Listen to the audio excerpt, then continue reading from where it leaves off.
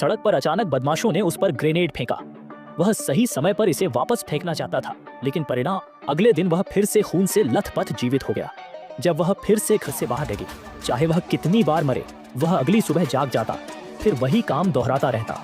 पहले अपनी छोटी भेल को नमस्ते, फिर वही कपड़े पहनता, जूते की दुकान से गुजरकर महंगे स्नीकर्स देखता, फिर कॉफी शॉप में जाकर बिना चीनी की कॉफी मंगाता, फिर बैंक में 2 सुंदर महिलाओं की सेवा करता, फिर लुटेरों के आने और बैंक लूटने का इंतजार करता। जब लुटेरे हवा में 2 गोलियां चलाते, गार्ड कुशलता से बेल्ट उतारकर आत्मसमर्पण करता, फिर जमीन पर लेटकर चाय और नाश्ते की बात करता। वे इस सब के आदी हो चुके हैं, क्योंकि वे असली इंसान नहीं हैं, बल्कि फ्री सिटी नामक गेम के एनपीसी हैं। वे खिलाड़ियों के मिशन पूरा करने के लिए मौजूद हैं। धूप का चश्मा पहनने वाले असली गेमर्स हैं। वे फ्री सिटी में कुछ भी कर सकते हैं। बिना चश्मे वाले एनपीसी हैं। वे सिर्फ प्रोग्राम के अनुसार काम करते हैं। जियो गाई उनमें से एक है। लेकिन इस दिन कुछ अनोखा हुआ। जियो ने सड़क पर एक लेदर पैंट पहनी। लड़की देखी, उसे अचानक दिल की धड़कन तेज होने लगी। वह सीधे उसकी लेदर पैंट को घूरने लगा। गार्ड जियो बाई ने देखा और जल्दी से रोका। वह धूप का चश्मा पहने हुए है, हम उसे नाराज नहीं कर सकते। लेकिन जियो गाई ने बिल्कुल नहीं सुना। वह अपने निर्धारित रास्ते से भटक गया। लड़की से संपर्क जानकारी मांगने के लिए पीछा किया, लेकिन नतीजा अच्छा हुआ कि वह सिर्फ एक एनपीसी था। अगले दिन फिर से जीवित हो गया। लेकिन जब वह फिर कॉफी शॉप में आया, अचानक उसके अपने विचार आने लगे। उसने चीनी वाली कॉफी मांगी। इससे वेटर हैरान रह गया। वह ऐसा कभी नहीं करता। बगल के पुलिस और पीछे के ग्राहकों को देखा। सभी उसे अजीब नजरों से देख रहे थे। बाहर का टैंक भी उस पर निशाना साध रहा था। ओह, क्या तुम्हें लगता है मैं खुद को तुम्हारा बैले डांसर समझूंगा? भी सब कुछ फिर से सामान्य हो गया। जब वे बैंक पहुंचे, लुटेरे फिर से समय पर आ गए।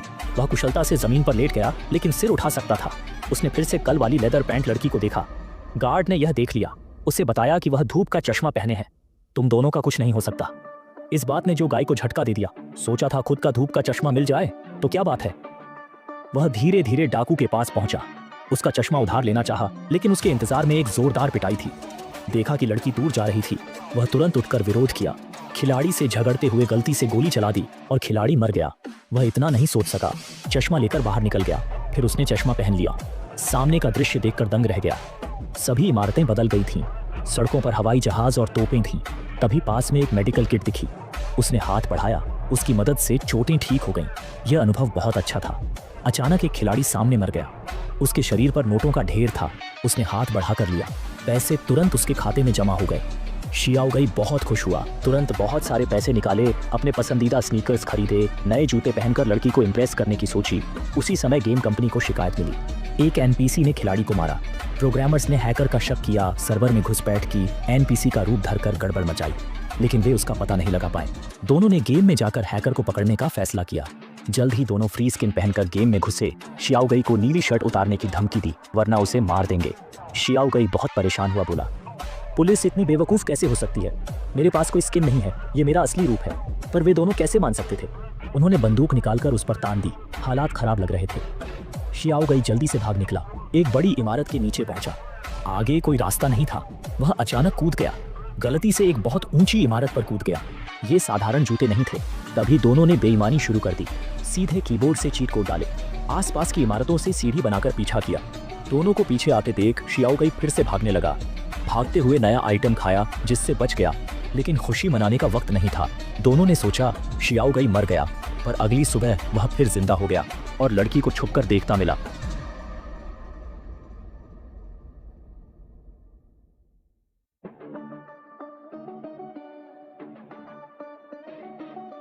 इससे पहले कि वह कुछ समझा पाती, महल के पहरेदारों ने उसे पकड़ लिया। पीकू ने पिस्तौल बदली और पलटवार शुरू किया, लेकिन योजना विफल हो गई। उसे फिर से अपने उपकरण बदलने पड़े। हवा से टेलीपोर्टेशन चैनल खोला। जियो गाई को अपने गोदाम में ले गई। पीकू के घर पर इतने सारे उपकरण देखकर जियो गाई हैरान रह गया। पीकू ने बताया कि उसका नाम मिल्ली है। वह एक गुप्त मिशन के लिए खेल में आई है। अगर तुम नहीं होते तो मेरा काम पूरा हो जाता। शायद मेरा मिशन पूरा। मिल्ली ने अपना 195 का लेवल दिखाया। तुम तो सिर्फ लेवल 1 के नौसिखिए हो। 100 लेवल तक पहुंचो, तब मदद करना। उसने जियो गाई को बताया, एनपीसी को मारकर लेवल बढ़ा सकते हो। पर जियो गाई निर्दोषों को नहीं मारना चाहता, क्योंकि वे सब उसके दोस्त हैं। इसलिए वह सोच में पड़ गया। अगर एनपीसी को मारकर लेवल बढ़ता है तो क्या खिलाड़ियों को मारकर भी बढ़ेगा? अपनी देवी की मदद करने के लिए उसने बुरे खिलाड़ियों को मारने की योजना बनाई, ताकि अपना लेवल बढ़ा सके। सोच तो बहुत अच्छी थी, पर हकीकत कुछ और थी। उसने अपनी ताकत को ज्यादा आंक लिया। नतीजतन उसे सिर पर गोली मार दी गई। अच्छा हुआ वह बार बार जिंदा हो सकती थी। अगले दिन उसे एक सस्ता डाकू मिला। उसे हराकर दुकानदार को टिकट लौटाया और उसका हथियार ले लिया। कड़ी मेहनत और अभ्यास के बाद जियो गाय ने तेजी से लेवल बढ़ाना सीख लिया। उसकी जमा राशि और लेवल बढ़ते गए। कुछ ही समय में पूरे शहर में उसकी चर्चा होने लगी। यहाँ तक कि असली दुनिया में भी खबर छा गई। खिलाड़ी अनुमान लगाने लगे, ये नीली शर्ट वाला कौन है, सबसे अच्छा खेलता है और तेजी से लेवल बढ़ाता है। अब जियो गाय का लेवल 102 हो गया था। उसकी ताकत बहुत बढ़ गई थी। उसने जियो हेई की मदद करना नहीं भूला। बैंक लूटने वालों को पकड़ने के बाद उनका चश्मा जियो हेई को दे दिया ताकि वह भी लेवल बढ़ा सके। पर दरअसल यह गेम राइस और लॉन्ग हेयर ने बनाया था। लॉन्ग हेयर को राइस से प्यार था पर वह कह नहीं पाता था, इसलिए गेम बनाते समय उसने अपने प्यार को कोड में छिपा दिया। और यह प्रोग्रामिंग जियो गाय पर हुई। बाद में बॉस पूरे खेल पर कब्जा करना चाहते थे, इसलिए उन्होंने खेल का मूल कोड चुरा लिया। उसे स्वतंत्रता शहर में फिर से विकसित किया। एमाइली ने गुस्से में कंपनी छोड़ दी, फिर साधारण खिलाड़ी बनकर खेल में घुसे। बॉस की चोरी के सबूत खोजने के लिए लॉन्ग हेयर कंपनी में जासूस बना रहा। जियो गाय एमाइली को देखते ही मोहित हो गया। वह उस पर फिदा हो गया और उसकी आत्मचेतना भी जाग गई। इस समय एमाइली ने पता लगाया, लाओ बाई के खेल चोरी के सबूत इस आधार में छिपे हुए हैं, लेकिन यहाँ सुरक्षा बहुत कड़ी है, अंदर जाना नामुमकिन है। इसलिए उसने लॉन्ग हेयर से संपर्क किया। उसने हैक करके एक दरवाजा खोला। जब वह डेटाबेस में सबूत ढूंढ रही थी, अचानक आधार में अलार्म बज उठा।